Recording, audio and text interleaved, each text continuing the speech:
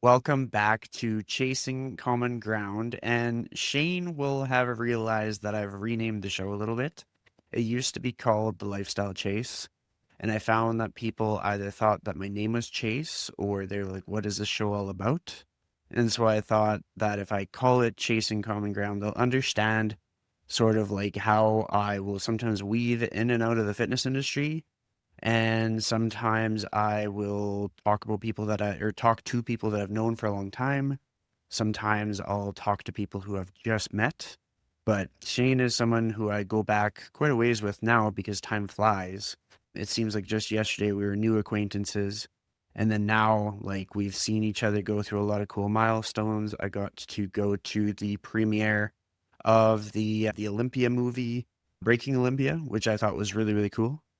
And there's just so much that has happened. So welcome back to the show. How are you doing today? Chris, I'm great. Couldn't be better. I'm sitting here with you as a two-time guest now. And so it's just great to see how far you've come. I think you're at what, like 300 something episodes by now? Yeah, it's like 300 plus. I stopped labeling the episodes, and I have to say, I think you're actually a four-time guest now. Go If on. I look back, there was one episode where I said it was like it was your third appearance or something. Either I miscounted. Either way, you're important to the show, important to me, and it's just cool that we have so many snapshots of different moments of our lives on the internet, safely kept, well maintained, and to be able to do this circle back moment is cool. So I'm curious. I'm going to dive right into it with some hard hitting questions. I would love to know, in the past few years, since like 2022, who has been someone that you've met in your work that has sort of changed the way that you perceive life?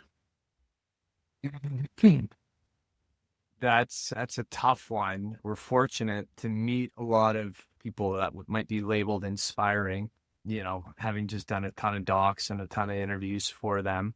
Someone that's changed my, okay, I'll give you a good answer. I think it's a good answer to me.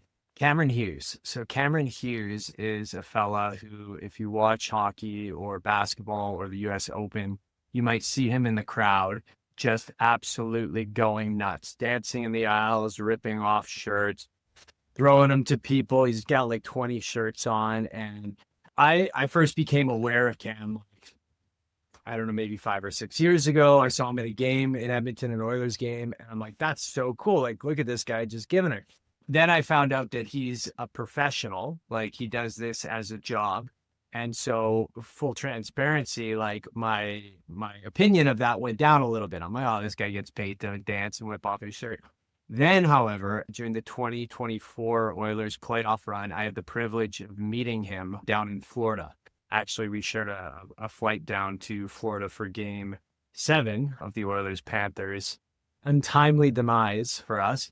But Cam just brings so much energy and love and kindness and cheer to the world, to every interaction, every single person that he meets, that I became an absolute huge fan of his. He's got a book, actually, it's sitting here on my desk. Full plug for Cam, King of Cheer. I won't give too much away, but it's a fabulous book about adversity, overcoming the odds, being down on your luck and rising above, and more than anything, just following your passion. So between Cam's book and then my little Ted Lasso bobblehead here, I try and take lessons from both of them every day. That's amazing. And it's cool because I think I might have sort of like a trainer connection with Cameron Hughes because one of my friends out of Vancouver, Mike Howard, I think he's worked with him as a trainer in the past. Maybe they continue to work together. Maybe it was just like a momentary thing. But I love how these connections come up. Like the more we meet people, the more we notice that there's lots of like mutual connections or common interests or like common visions, common goals. So my next question for you is, what has been something that has come onto your radar that was kind of a result of you and somebody else sharing a common vision, something where you're like, wow, somebody else kind of sees things the same way as I do?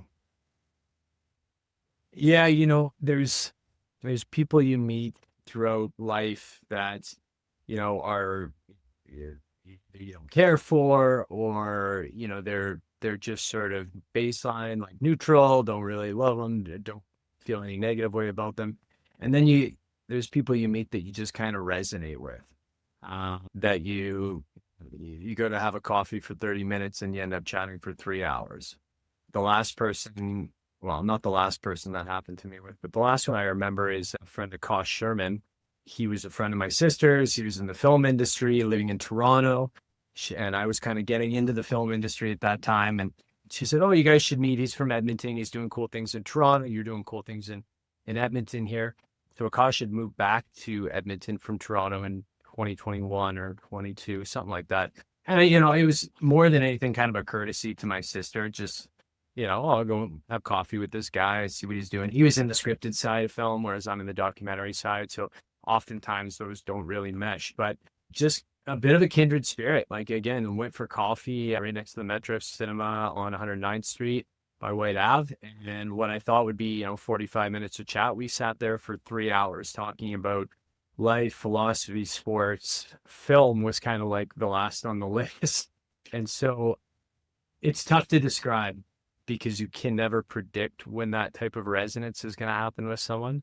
But when it does, like, God, keep those people close, because, anyone that kind of fills your emotional, energetic bucket up is worth having on speed dial. Absolutely. That's kind of what I'm experiencing with my podcast, just as I reflect back. Because what I'm doing, and I'm going to do a plug for it here because I'm going to probably add some promotions into the show, but this makes it easy. But I've been writing on Substack daily. And when I initially started doing that, I was thinking, like, this is going to agitate some people, because some people can only take me in small doses. And some people like what I'm all about. They want to kind of soak it up. And what I kind of tended to do was, most of my articles, I would find correlations between, like, a lesson that was learned in one of the early episodes. So, like, I've already covered our episode and some of the lessons that came up.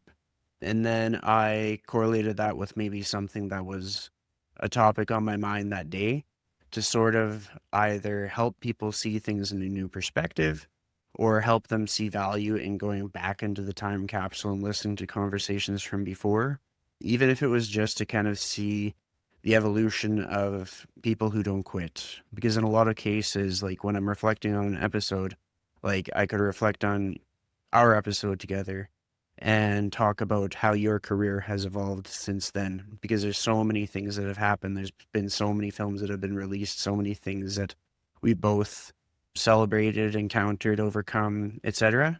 But with that said, when I was at the film premiere for Breaking Olympia, there was just so much energy. It was like the anticipation, the buzz, and then having the moment where Phil Heath at the end was like talking to the crowd. I was like, that was cool, because I went there solo. I felt a little awkward, out of place. But I was like, look, I'm just going to be here. I don't care about the logistics or how it feels or how it looks, because I just want to be in this moment. And I'm glad I was. Well, you're sitting in a dark theater, right? Like, who cares? Nobody knows. Yeah. And feeling awkward, like, Phil and I both got on stage just representing the filmmaker and obviously the docs about him. Well, number one, Phil could talk for hours on end. And number two, my mic wasn't working. So as we're standing up there for like the 30-minute Q&A, like, I realized 5 minutes in, like, I haven't said a word. And because obviously everyone wants to ask Phil questions, which makes sense. I get that. But I'm like going through my head, I'm like, do I just go sit down now, or do I wait? So I had like 30 minutes of just standing like this, feeling awkward. I think I eventually put the mic in my pants, but I really appreciate you coming to that. It means the world. And I live in a bit of a bubble out in Sherwood Park now. And so I don't see nearly as many people that I used to run into on a kind of weekly, monthly basis. So those premieres for me are just like the ultimate, like, kind of social event. Like, it's so nice to get to catch up with everyone, or even if I don't, because sometimes we're running around with our heads cut off. Just knowing that there's people that you're friends with there to support you means the world. So I really appreciate it. Yeah, no problem. Like, the biggest thing that I took away from that, like, even just like a friend spotting, is heartwarming at times. Like, I was able to spot you. You knew that I was there. That's all that mattered in the moment, because presence and energetic, like, that energetic exchange can make a big difference. But I want to know, with that premiere and all the other premieres that you've been involved with, because I only got to see a tiny piece of pie as to what your life is like and what it's like to do the work that you do. With all of those things, what have been some things that you've learned about yourself as you've gotten introspective, as you've kind of noticed like, oh, I messed up with or the microphone wasn't working, or like these little things that come up? What have you learned about yourself? Well, my faults are all personal, like nothing on the technical side, just because we work with incredible creative technical people as a producer. And I'm sure I've said this before, but like we're the least creative people in the group, right? We come up with the money, we book the travel, we get the team together, we carry bags and get coffee. So fortunately, there's never been a like, oh, we forgot to record, or oh, the mic's not connected. I've learned for myself that like see the press feels the war of art. Like there's the resistance, right? And I don't know, like I haven't pinpointed when it hits me the hardest, but there are times when I know it's hitting me the hardest. And I'm still trying to figure out if I'm better off just going with the ebbs and flows of that motivation. Like, you hear, hustle culture and trying to work so hard. And yeah, I think it's great, especially if you're starting from, from the beginning. You really got to put the hours in. But I'm trying to learn about myself. Like, if I'm just really not feeling it, should I just like go do something else for the rest of the day? Like, and of course, then when the iron's hot, you strike. And for me, that could be like working from 8 a.m. to 8 p.m., quick break for lunch or to walk the dog or whatever. But there are those days where you're just in flow state and you feel like you can keep going, right? Like you're not thinking like, I'm almost done today's to-do list. So I guess the thing I've learned is to be a little bit more like Bruce Lee, be like water, and just go kind of where that current's taking you in terms of inspiration or motivation. There are times, especially with deadlines, you got to bear down and just get the work done and cross off the whole to-do list. But especially on the creative side of things, like you probably know, you're doing writing per Substack. Some days it's like the keys just aren't coming together nicely. Yeah. So still trying to figure that out. Also trying to figure out what I want out of life, right? Like, admittedly, I have a really like undefined sort of life goal as far as like the career goes, right? Like we try not, my producer partner, Adam, and I, we try not to value our projects by critical accolades, just because those can be so fickle, right? There's that constant dichotomy between commercial and critical success. Sometimes the films that win Oscars are the films that almost nobody's seen, and sometimes the billion-dollar movies win no awards. So I think like in terms of longevity for a career, it's just making sure that on the business side, our films make sense and recoup all its investors and make a little money would be nice so we can get everyone a bit of a bonus. But, I'm at a point now where we're so busy with work that I'm able to turn things down. Like it used to be, we'd have a doc on the go, but then I'd be picking up like PA jobs, or someone needed to on-set producer for a couple hours or a couple days or whatever, a quick directing job for a commercial. But now, like I find we've got so many of our own that I'm in a position where I'm like, you know what? Sure, I could use an extra few bucks, whatever. But is that worth reducing my overall bandwidth for the ones that are really important? And then by extension, the enjoyment of what I'm doing, right? Like, so it kind of boils down to like, how much do you need to be comfortable and happy? I like that. And I kind of go through similar processes myself, like starting at where you talked about sort of the reception and the revenue generation of different films. I find that when I have like something that's tangible that happens in my life or career where I'm like, wow, this is amazing, people are underwhelmed. And when I have like an underwhelming thing in my life or career, then people are like, wow, you're killing it. And I'm like, I don't feel like I'm killing it. Like my bank account doesn't say I'm killing it. And so like people's perceptions of each other online is so like skewed and oftentimes like inverted. And I think that's something important for people to realize. And I try to like, that's why I like to have like mixed media. Like I like to have some written, some long form podcast and some short form social media. Because if somebody tried to like get a read on me based on my like social media, they probably get it wrong. And a lot of people have. Like they kind of figure they got me figured out, and then they get to know me and they're like, you're nothing like what you seem, in a good way. Because like it's just, we can only get so much of a picture of a person based on one snapshot. And what I've found to help to build out that snapshot is I've done a lot of walks and talks with people over the years. Just we grab a coffee and we'll talk. And I've talked to colleagues, friends, all kinds of people, mentors. And in doing that, you get such a deeper understanding of what they've been through, how they see the world, how they react to things, how they treat other people. When you're ordering the coffee, you see how they act, how they conduct themselves. So in your line of work, I can imagine stuff like that comes up. What has been some of the scenarios that have popped up in like the kind of the behind the scenes when you're picking up the coffee for people, when you're going to new settings, stuff like that? You mean like where I really get to know someone kind of over and above what they're, I would say people's like ability to be flexible is and graciousness with their time seems to be a really good indicator overall, a good proxy measure for like what kind of person they are in all facets, right? You know, the people who are pinching pennies with their time, like, oh, you said we were going to be 2 hours in this interview. It's already been an hour 30. Do you really need 2 hours? It's like, well, you know, yeah, again, on the one hand, I'm kind of torn because this person is giving us their time, right? But on the other hand, it's like, you know, if you're going to give something up to someone, like you do it without expecting anything in return. And, you know, don't add extra pressure. Don't make the crew feel bad. Like, make me feel bad. That's fine. If we go over time, like get mad at me as a producer, right? But someone who's just kind of rude to whether it's the sound technician or, the DOPs. And then, we've met people that like they have no reason to give us anything or like, they have no vested interest in it, but they just give us all the time in the world. And like, these are like, important people, tons of money, like very busy schedules. Like we were in Cologne and we were kind of struggling to find a location for 2 interviews there. And this fella, I won't mention him by name, but is opening up a new winery there.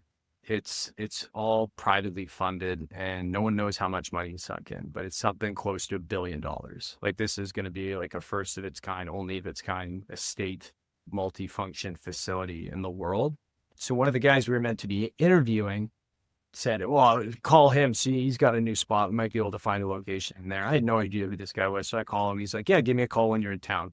So he's like, Kate, come meet me at this place. It was his beginner winery, he called it, because his main one was taking too long. He's like, well, screw it. I'm going to go open a smaller one in the meantime, just to get the wheels turning. He said, I'm thinking we're going to get in, go to the new place. He's like, you guys hungry? He just flew in. Let's have lunch. So we sit down with him. He buys us lunch. Then he takes us on an hour tour of the beginning winery. Then you get in the car, drive up with him 20 minutes to the new spot. And he takes us on another hour and a half tour of that place, right? And then finally at the end, he's like, okay, I saved the places I think might look cool for an interview spot. And so he took us to the last few places. So I spent like 3.5 hours with this guy who's building this insanely valuable property. And I'm sure had a million other things going on. But he was just like, because he respected the people that we were doing an interview with, he extended that respect to us. And it was just like, I don't know, it just blew my mind. I'm like, when you get frustrated because someone's taking, an extra 30 seconds in the grocery store checkout or doesn't turn left on an advanced green and you're stuck for another 2 minutes, like those kind of things, it's like, if that guy can do that for us, maybe we could all afford a little bit more grace to other people in our lives. Yeah, I like that. And like I have similar scenarios where I encounter situations where like somebody's way further along in life than I ever perceived possible. And maybe not necessarily measured monetarily, but maybe in their perception of time and how like we only have so much time. So like being generous and making each experience like meaningful is a better investment than kind of sharing it sparingly as if like you need to save all these moments for somebody else down the line kind of thing. Just sort of experiencing these different perspectives from meeting different people and having these different connections has definitely, it was a big part of why I rebranded the podcast, because I was like, I can see in my future I'm going to probably go places, like travel places, meet someone spontaneously, want to incorporate them into like this legacy project. and it's not going to make sense from a fitness standpoint, or it's not going to make sense based on the existing theme. So if people understand that I'm chasing common ground, that they'll understand like the vision behind it. That said, have you gone anywhere that you've never been before in the last few years where it's changed how you go about your day to day? Like something where you saw someone do something differently, or you saw the world works differently in another place, things like that. Yeah, I mean, it's been a while since I've been anywhere like that far flung. The last place was probably, well, work-wise was probably Europe, like kind of Sweden, Spain, UK. I think that was 2021. But those are all still kind of Western civilization. I think like Europe in general, people are just a little bit more like low key, like less high strung, take their time with lunch and have late and long dinners. And I like that to a degree, but you know, R&R can only take you so far, I think. Like if you really love what you're doing, then you're kind of just always thinking about getting back to it. I'd say like my wife and I went to Portugal for our honeymoon, and it was cool just to like, it was the only time I've ever really 98% unplugged from work. I still kind of kept an eye on stuff and forwarded to people who could handle stuff, but wasn't replying. And yeah, that was nice to like really, really disconnect. I mean, it all comes down to like, on your phone and like having a connection to work in order to disconnect. Like, yeah, I think next time I go on a vacation, whenever that is, I might just like fully like disable my inbox and texts. And I'll have to figure out how to like stay in touch with people I'm on a trip with. But it's those moments, even when your phone dies for a few hours and you're out and about, like I'm beginning to realize how valuable that disconnection is. And not in some like, oh, I'm out in the forest disconnected and breathing in the air and touching the moss. Like that's great too. But just simply like not having this like obligation in your pocket that like as soon as someone responds or sends you something, you feel like you have to respond or make a plan to respond in the next 24 hours. I like it. I mean, there's been times when I have kind of like looked through my phone and disabled notifications from certain senders, or only enabled notifications for a select few people, or maybe leaned on like a different communication app. Like I've used Voxer in the past instead of like a text message or WhatsApp kind of thing. What's And Voxer? then, so Voxer, it's just like this kind of walkie-talkie style text messaging service, very similar to WhatsApp. And it's just then you can do international communication. I've used that for some of my international contracting in the past. You, Worldwide now, Chris. This is I'm, great. I want to hear a little bit about this. well, I mean, I'll give you a quick little snapshot of what's gone down over here over the last bit, because maybe some of the audience doesn't know. So when you and I last talked, I don't think I had been, maybe I was doing a contract with Lululemon, but if I was, it was just momentary. And then I finished up that. And then I started working with my friend Beverly Simpson. She's out of New York. At the same time, I was working with my friend Alex McBarty out of Michigan, who I still work with. And I had been doing the social media contracting with my friend Kim Quibble. And well, actually, she's married now, so she's Kim Hayes. And so I stepped away from that this past December, stepped away from my work with Beverly this past June, because I've been kind of doubling down on the stuff that I'm doing for myself. I produce a podcast for a gentleman out of Atlanta, and I produce Andrew Coates' podcast. And then I have like a AI podcast. Basically, it's a secret podcast that gives health and wellness advice, but just nobody knows about it. And it's actually got a bigger audience than this one does. No way. And I'm going to be shifting that to where I take it over and I'm the host, because people have had a strong reception to topics like living alcohol free, or how to pursue fitness and wellness when you're facing like loneliness or isolation. And I realized like I wrote all the scripts and I wrote everything out, but I used an AI voice for it. But if I attach it to my voice and then pair it with some of the ways that I can help people, it could be a very like mutually beneficial thing where people can get free support, But then if they want to take that next step, then it's a great lead generation tool. And then personally, I've had, I'm go ahead. curious, interrupt, but did you find writing the script when you knew it was going to be an AI voice? Was the writing easier? Did it come more free flowing when you weren't worried about like, I'm the one who's got to say this? I noticed that I had to incorporate a certain like depth to it, because if you just write things just for somebody else to say and it lacks personality, it lacks any kind of like relatability, it's terrible to listen to. It just feels dry and empty and hollow. So I essentially wrote it as if I was saying it, but then I thought that maybe because like the voice that I used sounds like a movie trailer voice. And so it's almost like it's exciting to hear. Like it's listenable. It's not like it aggravates your ears to like listen to it. And it's like short form. It's like about 5 to 6 minutes per episode.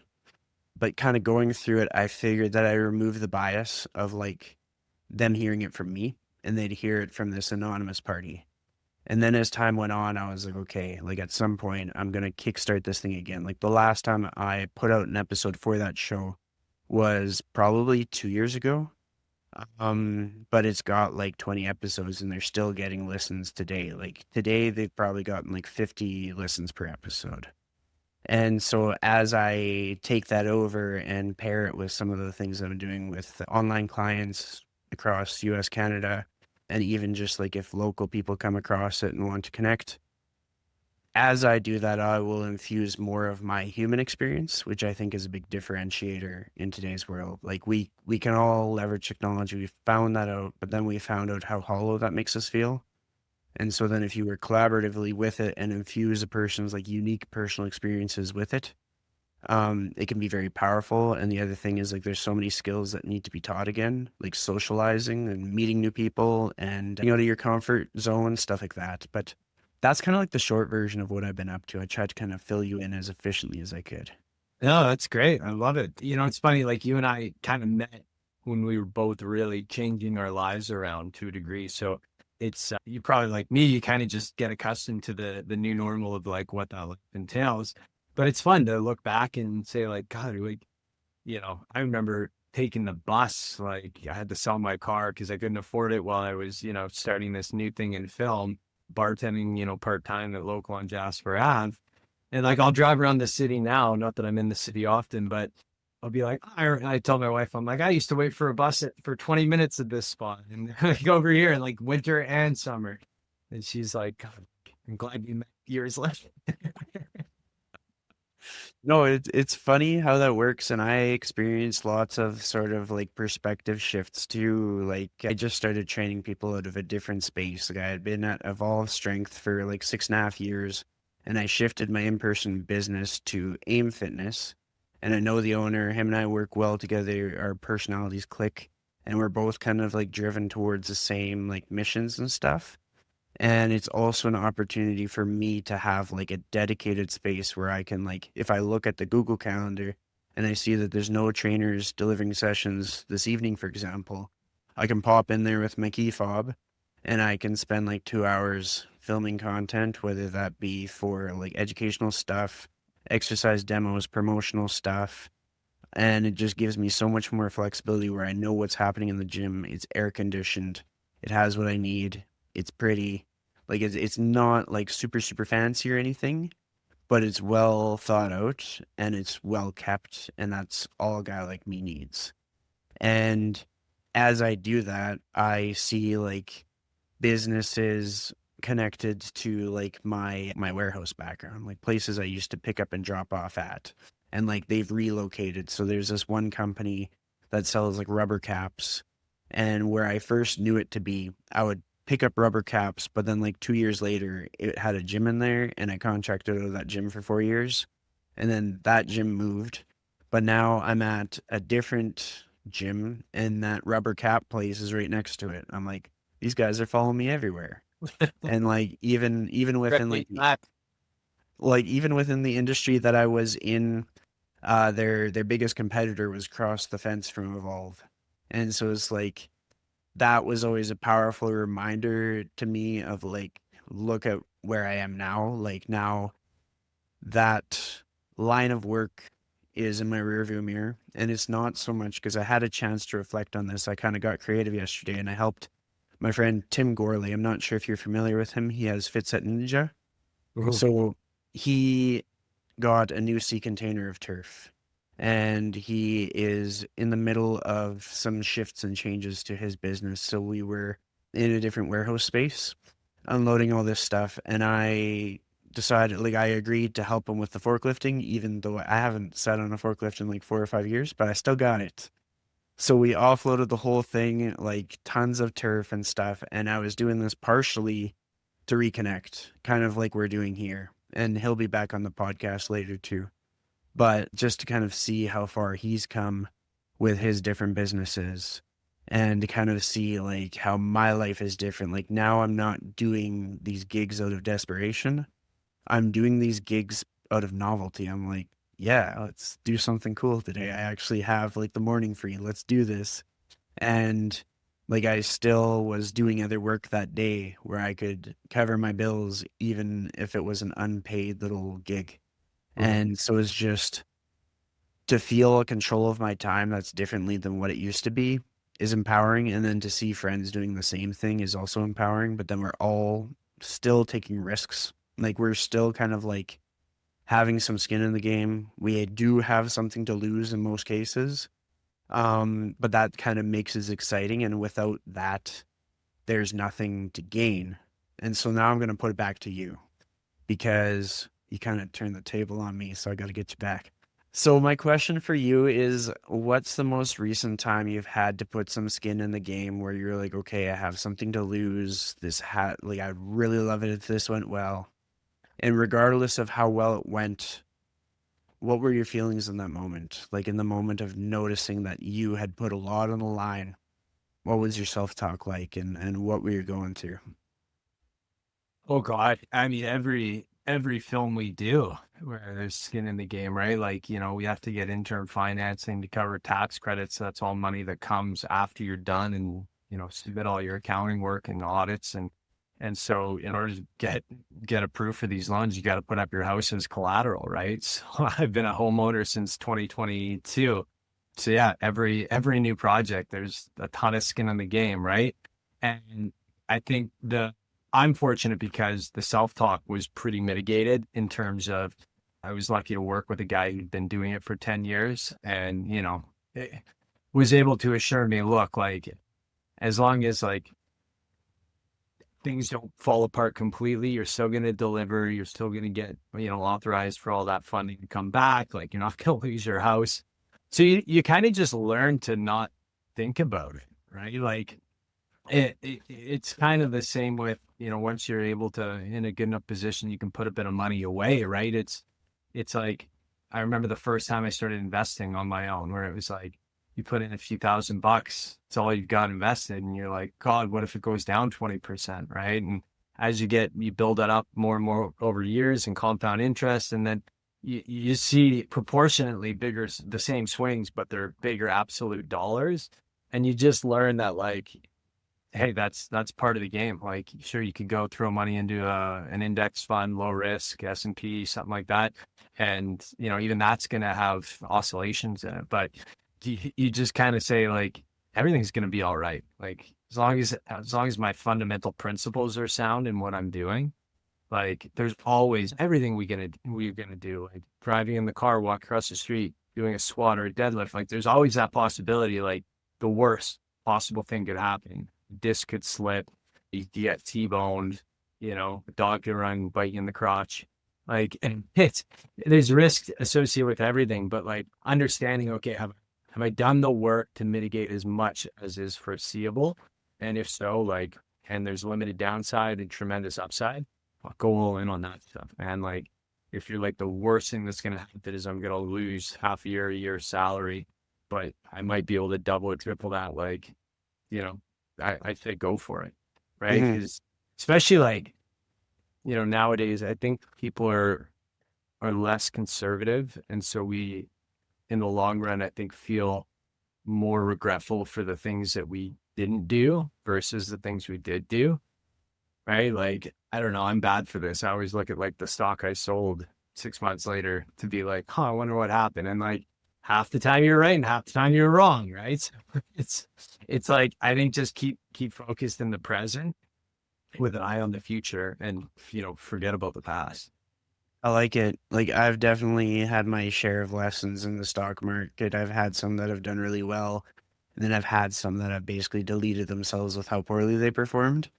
And the best mindset shift that I've made is understanding like not all things grow at the same pace. Not all opportunities are like long term. Sometimes there are such things as a short term opportunity, and it's simply like an application of your like when I apply some industry knowledge to certain things, or maybe I apply like what I have learned about an industry, then that seems to give me an edge. And so I'm always continuing to learn. And I have a lot of clients where it's like we just talk shop about like what they're investing in or what they know about different fields or different industries, stuff like that, without it being insider trading. But when it's just like understanding how things work and being curious and always learning. Now, one of the things you've always been great for, because I'm thinking back to some of our past visits, like where we're not recording the conversation, whether it be, I think I got to drive you downtown one time. There was another instance where I drove you to your place from the airport. So we've had some good conversations. And you've always been good for consuming books. And I can only imagine you've probably gone through a lot of books in this time that's passed. What have been some of that have stood out to you? Oh boy, you're calling me on my shit here. It's actually been a minute since I've had a really good reading regime. I think at the time, like back when those conversations were being had with us, that was something I really needed. Because I was kind of refocusing, trying to like reshift my mindset and build some of the skills and thought patterns that were going to help me be successful. The other part of it is I just had more time, right? Like it was like one project at a time, and now it's 4 or 5. So, I had the wherewithal to at least fill that spare time with positive stuff. But this is bad. I'm looking at my list because I keep track of every book I read, but I only put it in the list once I finished it. And I know for a fact there's a number of like half finished books. One I'm reading right now is called Awareness by Anthony D'Angelo. And it's kind of a weird read. It's read, I think it's like the transcript from a talk he delivered or a series of talks. So it reads like someone is like speaking to an audience, even in that like, the candor of it. So it's kind of a weird one. And it's all about just like, it's kind of like a mix of Buddhism and Stoicism all together. So I've been struggling to get through that one. It's only 180 pages, but I'm like 130 in and I'm pot committed at this point. But I picked up some good things overall. I mean, I'll always sort of defer back to a few of my favorites, which is The Obstacle is the Way by Ryan Holiday. That was sort of my first brush with Stoic philosophy, and he does a great job of putting it in a modern context. Jocko Willink's Extreme Ownership. I mean, that was one of the first books. Actually, that is the first book I ever put on this list. And I gave it a 10 out of 10. And apparently Nico Leiterman from Joey's has it. So I'm putting Nico on blast because I keep track of if I lent it to someone. But no, I find myself reading a lot more like email newsletters nowadays. Like got it, Popliano, an investment one, another one called Bowtie Bulls. Just sort of more of that shorter form. Even the Daily Stoic is a good one. No matter how busy I am, I try and read through that. It takes a few minutes. But yeah, no, you called me. It's been a minute. I've got a few on the desk next to me that are in the queue that I'm excited about. But as life happens, you just have to make sacrifices. And for me, gym's not a sacrifice I'm willing to make. Over the winters, I play men's league hockey still, so that's once or twice a week. And yeah, sadly, the books and the podcasting have fallen by the wayside. I mean, I value your transparency and all of that. One thing that I picked up as you're answering your question from before, you talked about Stephen Pressfield's writing. So have you been able to finish any of his books, or are those partial ones that you're kind of digging through halfway? Just the War of Art.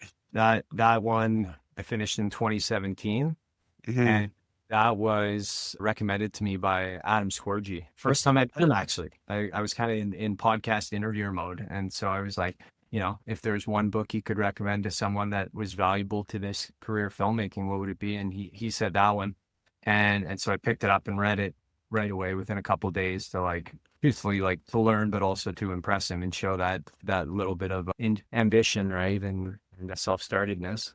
And then I've heard him recommended like 100 times. Oh my God, he's got the one book he keeps recommending, but it's a good one. Like it's great. And for anyone who struggled with procrastination, like I have, like all through schooling, both, secondary and post-secondary, I was like, God, I wish I read this, back in high school. Yeah, And sure, I'm sure it's worth rereading as well, because one thing I'm becoming a little more aware of is like, I've already found a ton of books that work for me. Right. And, as the years go on and you talk to people about them, you start to kind of just get caught in that echo chamber of the same stories and messages from those books. And so I feel like we sacrifice depth for breadth, right? Like some people are like super proud of the fact they read, 12 new books a year, one a month or something like that, which is great. But I think a lot of us could be serviced better by finding the ones you like and just going back to them yearly, if not even like twice a year, right? Just like bury those into your psyche. absolutely. And there's a lot of things tied to the reading of books that I think is important. So one of the first things is like when I stumbled across Stephen Pressfield's stuff, it's actually because I had already started producing Andrew Coates' podcast, and I had talked to him about how I was in the works of making a course for people who wanted to start their podcast. And I basically called it How to Keep Going Past 12 Episodes. I think the title might be worded differently, but essentially it has like all the tools that I would put into my own workflow, plus all the lessons that I've learned over the past like nearly a decade of like just working with tech and media and editing and all that stuff. And some of it isn't even like the skills that people would think. Like they're probably looking at it and thinking like, oh, well, like I have the AI tools, so I don't even need to worry about like I can just speed past you. But the thing is that I have like the life experience and the repetitions that can teach them how to make something last, that can teach them how to make it actually a utility and not just fluff. And in the process of that, I had so much like self-doubt. And so I had a good chat with Andrew, and he recommended a few different Stephen Pressfield books. And then from that, and I was listening to these on Audible because sometimes I cheat my way through consuming the book. And I was going on a trip to Jasper. It was for my birthday this past February, where I just take myself to a cabin and just enjoy life. And I just breezed through book after book after book.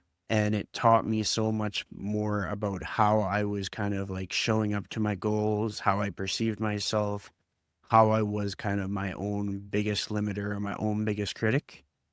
And it bridges really well with something that I've been learning myself as of late. And that's how to understand like other people's support. Like for myself, I'm very self-critical. If somebody says that I did good or that anything positive, then I almost think that like somebody put them up to it.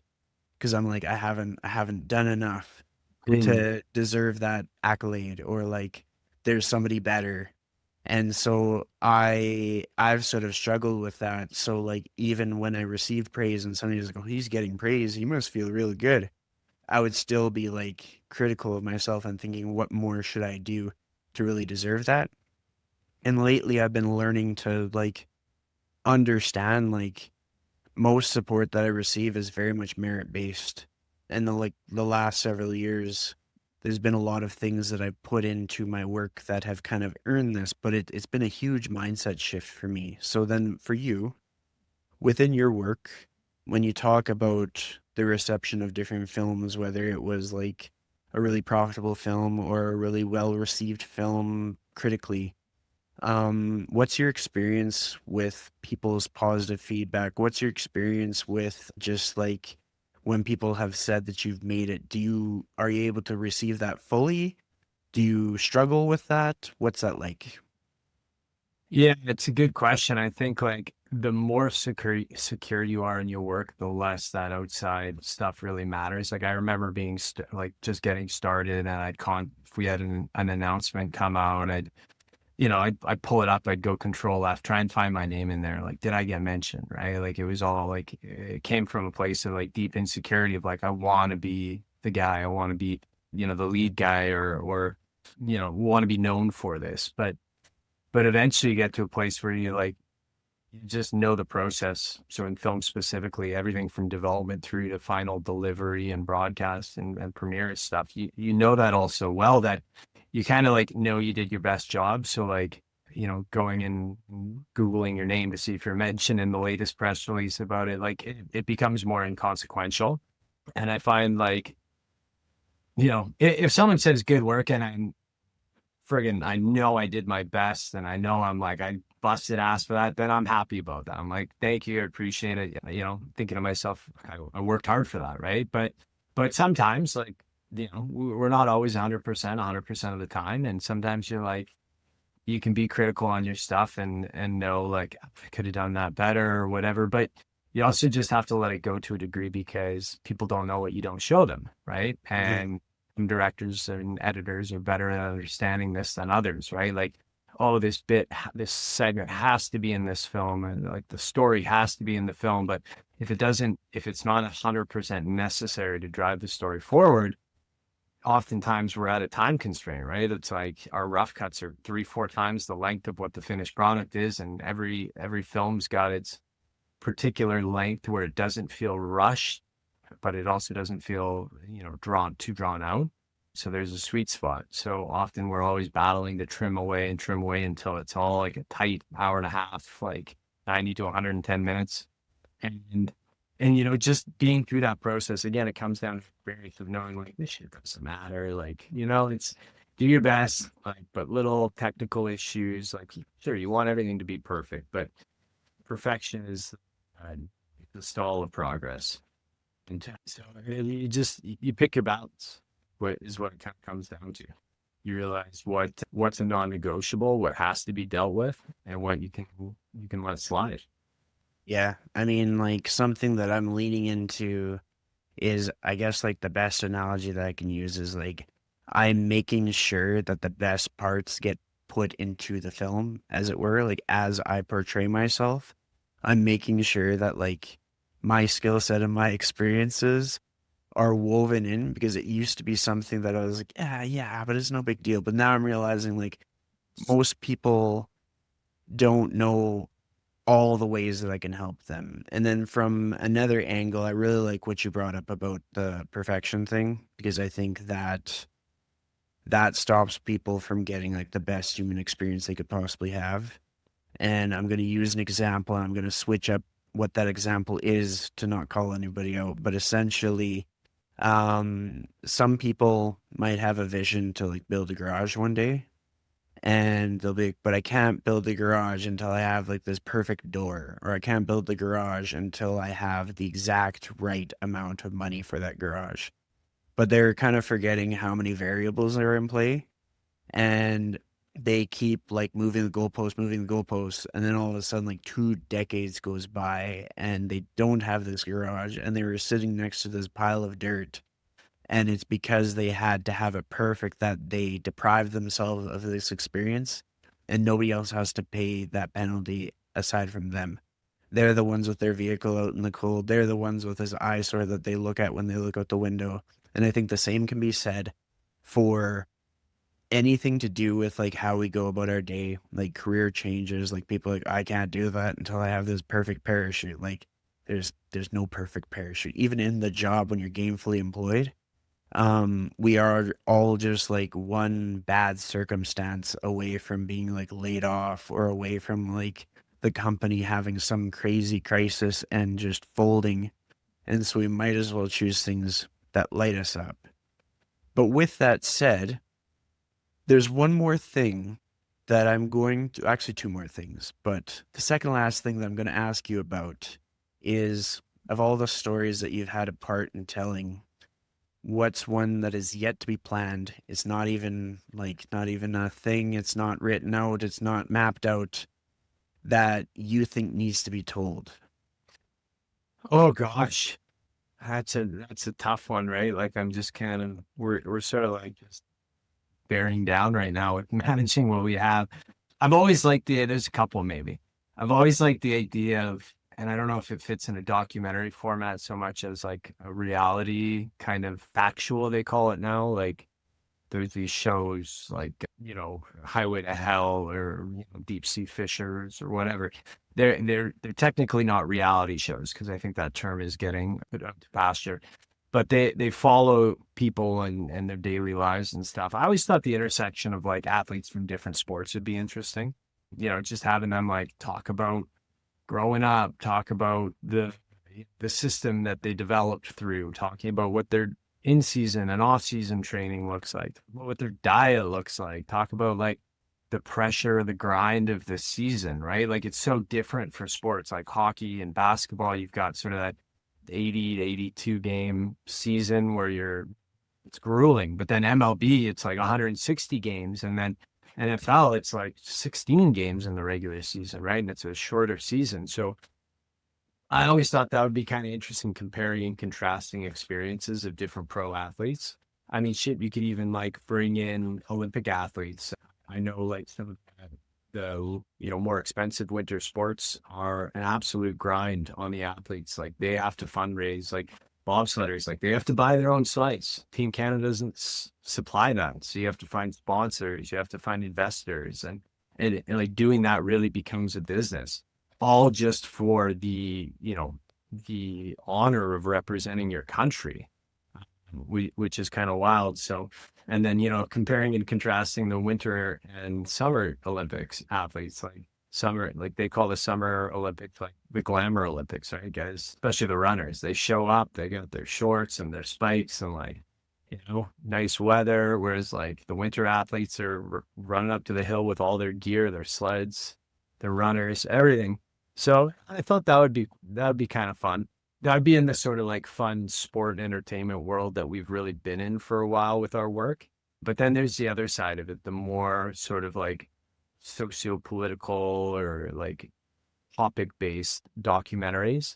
And I think like I've always been fascinated by psychology. So something along the lines of like learning the way the brain processes information, how to optimize human performance on like a physiological level, and how do the technological trends of our world impact this hardware that's outdated more or less, to speak. Like we're biologically programmed for a world much in the past from where we are now. So I mean, I know there's been stuff done on it before, like the what's it called, the social experiment or the social dilemma, right? Like that was really interesting, but that was really like hyper focused on social media and how it impacts people.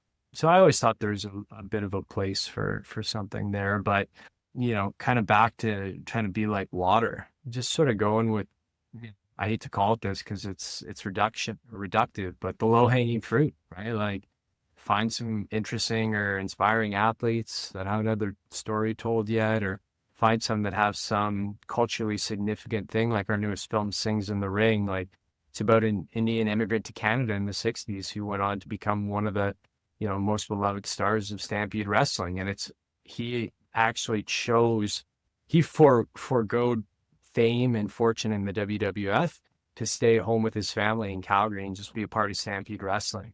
And you've got a whole generation of immigrant kids growing up in Canada who looked at him as their idol at a time when there weren't, in his case, brown or another brown athletes really represented, or at least not like televised.